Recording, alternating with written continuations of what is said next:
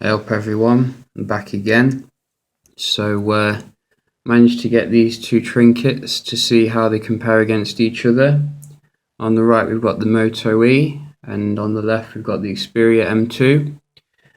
Both are considered to be lower end handsets. Possibly the M2 could be considered a bit higher end, but still very entry level. But I found it quite interesting just to see how they compare against each other and what they have to offer the user. But as you can see from the design language, they offer quite different build qualities, with the Moto E being a much more compact device, which feels very comfortable in the hand, and you can easily get your thumb around it. Whereas the M2, it's a bit taller and wider, and you do get slightly more screen real estate with it, but it does feel a bit more cumbersome in the hand compared to the Moto E. And it does feel a bit more premium though, with this nice kind of build quality, which carries over some of the aesthetics of the Xperia Z2. I do like the way they've also put a physical shutter button on there as well for your photography. But yeah, I think that they are both. They have both strengths and weaknesses in terms of their ergonomics. I think probably the Moto E is a bit more comfortable in the hand, whereas the M2 just seems to have a bit more class to it. It's a bit more high quality. Seems to be the case with a lot of phones nowadays. It's either a battle of ergonomics versus like a premium feeling device. It'd be nice if more manufacturers kind of got both things down to a T. But in regards to the screen technology, it's nothing special. Both of them have LCD displays, with the Moto E coming in with a 256 ppi, and the Sony M2 coming in with roughly the same ppi. They're both, I don't think they're considered to be 720p screens, but I have to probably double check that. But I can definitely say that the screens are very serviceable, and I think most users aren't going to be disappointed with the screen quality on both of them. However, I would say that where the Xperia M2 does kind of tend to have a big advantage over the Moto E is the actual brightness of the display, which can get very nice in terms of being able to view it under direct sunlight, whereas the Moto E I found can struggle even when you're indoors and there's a lot of sunlight. I'd say in terms of viewing angles, probably the Moto E is a little bit better, but it has to be in a darker room. I've found in a lighter room, the slightly brighter screen of the M2 will give it an advantage when looking at it from the sides, I've found. But in general, they're both very serviceable screens, and they both have kind of like nice quality to them when doing a bit of web browsing.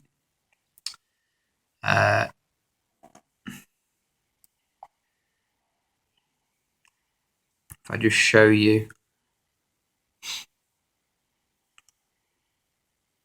as you can see, you will have to zoom in on both of them, I think, to make sure that the text doesn't appear too garbly.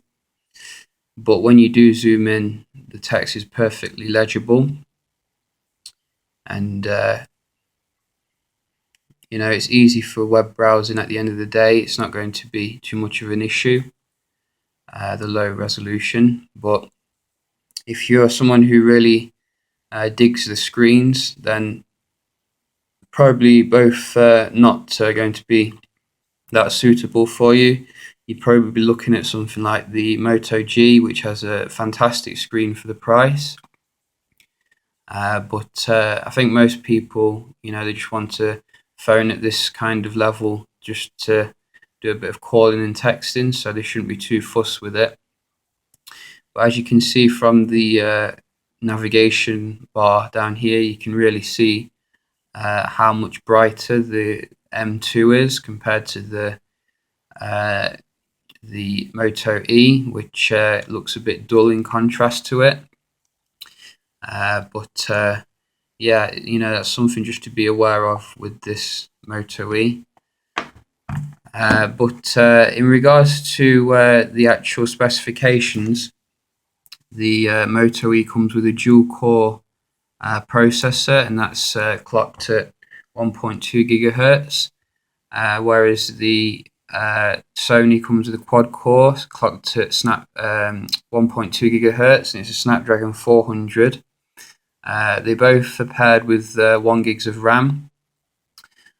In day-to-day use, I've found that the M2 is a bit nippier than the Moto E, but that's to be expected really, because of the quad-core processor and slightly more advanced processor. But I'd say in general, the differences are somewhat negligible if you're just doing normal day-to-day tasks. If I just show you, for example, if we open up maps on both of them,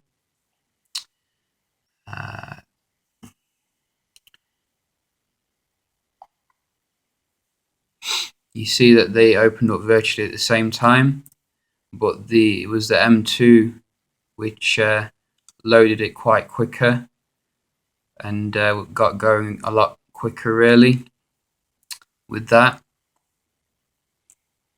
It's the same with web browsing. Although the Moto E does a very good job at web browsing, saying it's running on very bare bones specifications, you can definitely feel it being a bit more nippier on the M2 when navigating from one page to another. You see how long it takes for the Moto E to load the page. It just seems to be a bit slower in most respects.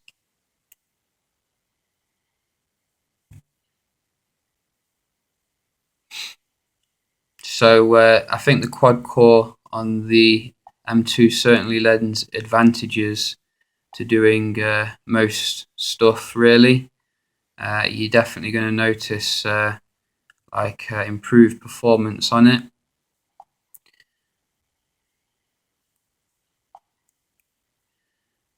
So yeah, just something to be bearing in mind there. It's they're very good in terms of performance because they are running very up-to-date software.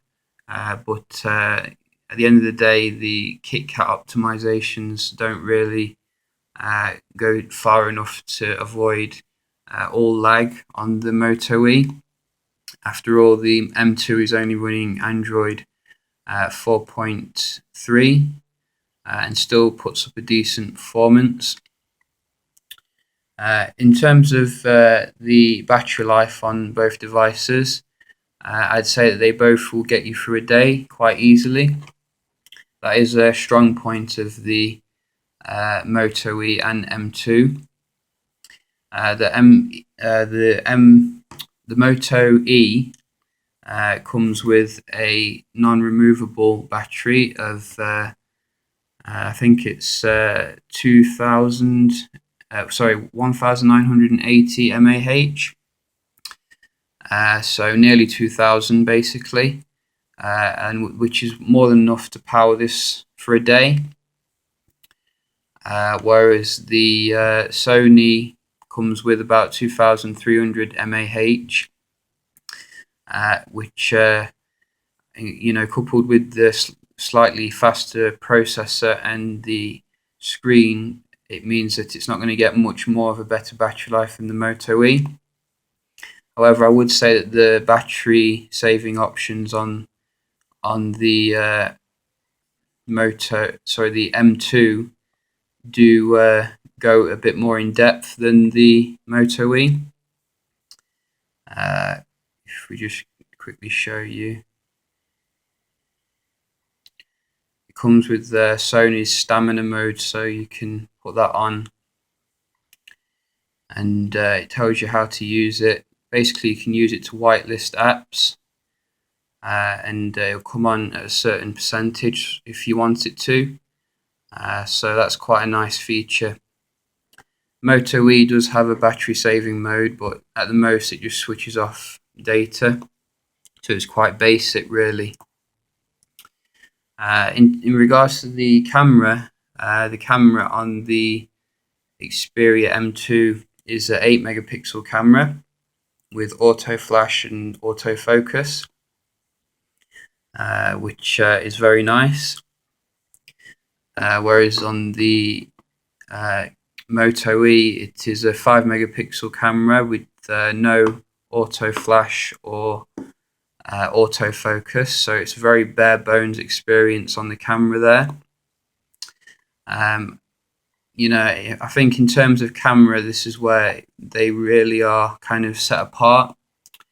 I think that while the video recording on the M2 kind of leaves a bit to be desired, it's probably going to be better in most aspects for taking pictures, not only in terms of the hardware, but also in regards to the software, because you can either leave it on Superior Auto for it to do its own thing, or you can set a manual so you can customize the settings, and it does come with a whole load of more settings that you can customize as well as some interesting AR effects or augmented reality.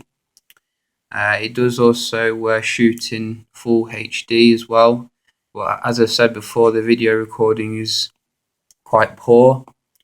It's quite disappointing really, for saying that it's got a quad-core processor.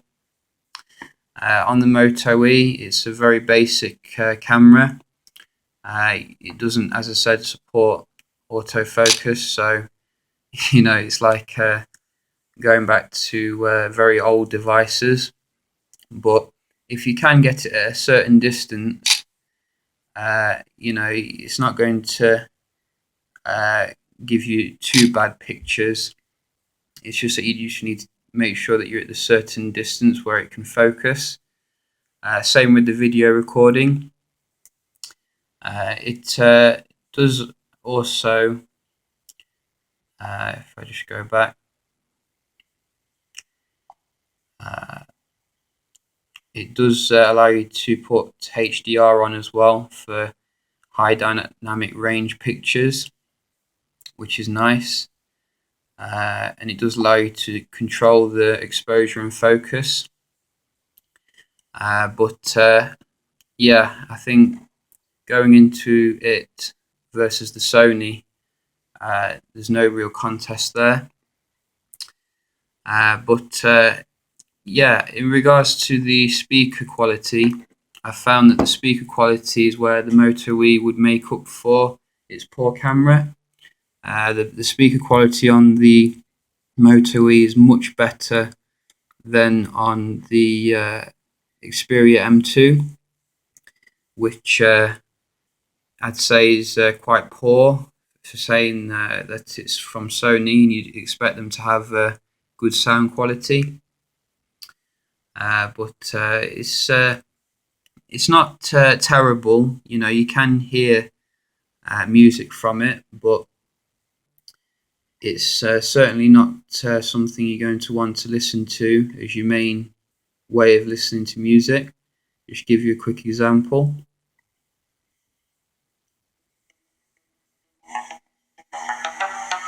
and you can cover it up when you put your hand there as well, which is quite annoying.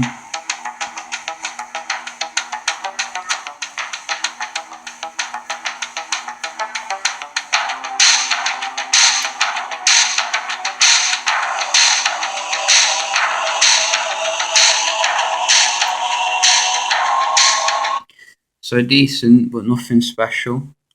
Now we can just have a look at the Moto E.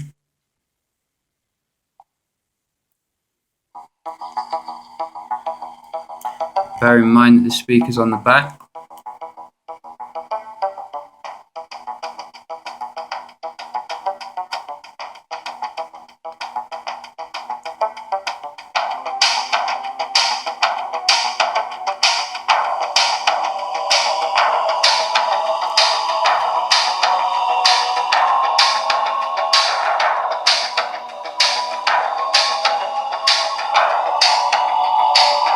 So in my opinion, it sounds much more bassier, and the sound just feels a lot more alive than on the M2.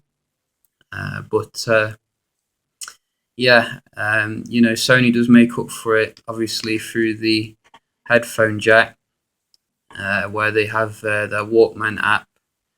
So you can set quite a lot of different customizations on the music through like enhancements, none of which you'll get on the Moto E.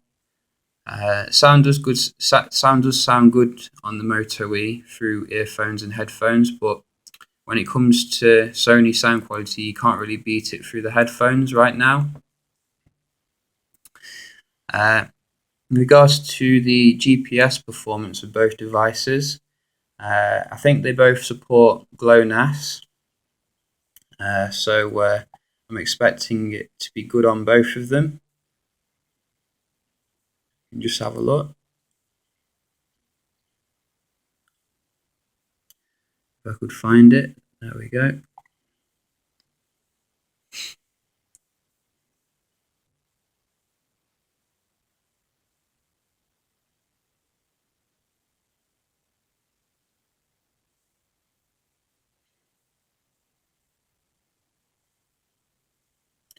So it looks like the M2 seems to have found more and can see more than the Moto E, but it seems to be doing a good job nevertheless, the Moto E. But I think the M2 would take that just about.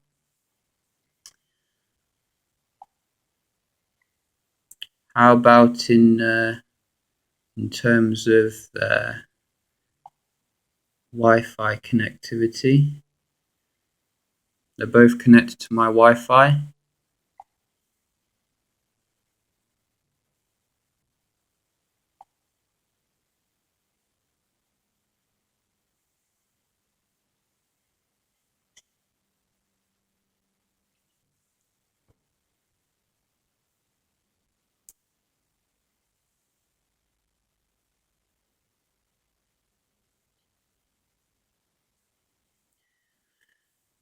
So as you can see, the M2 is kind of hogging most of the data there.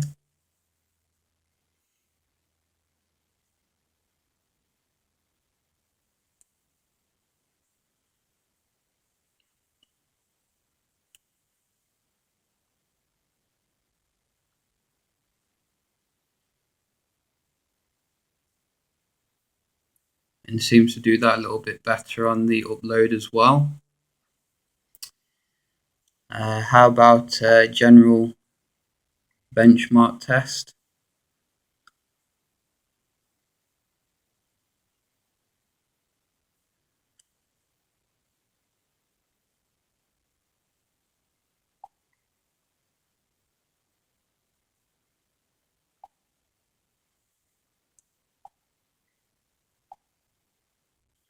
Oops. Try that again.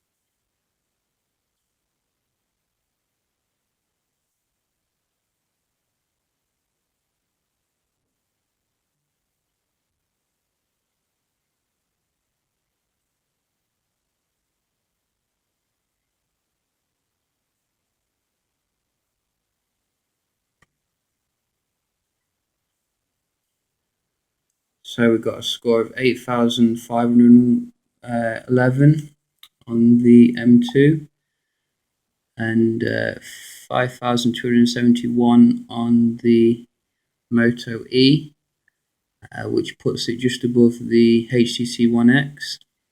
Wow, how times change. I remember when that was considered to be a flagship. But looking at the memory and the input output, it looks like the M2 dominates the Moto E on most categories, which is to be expected, I guess. But obviously, if you're looking at buying one of these devices, you're not going to be looking at having the best performance, but does it get the job done? I'd say certainly in regards to the Moto E.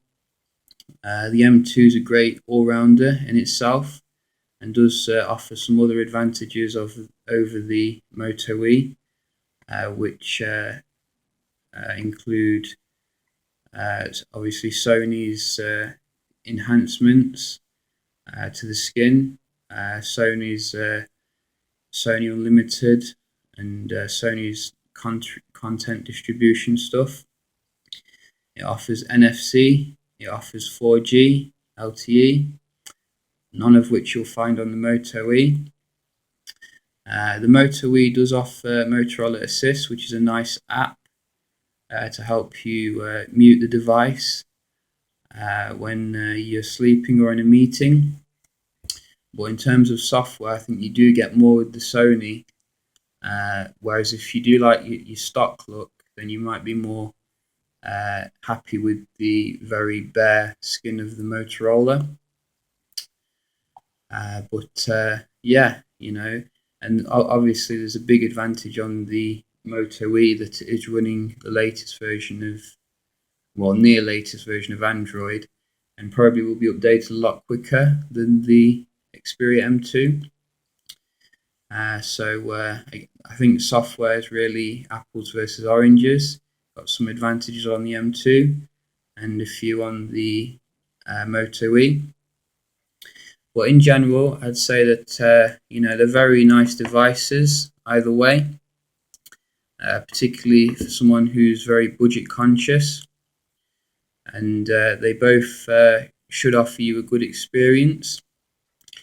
If you're looking for a slightly better camera, probably would be worthwhile to pay a little bit more for the M2.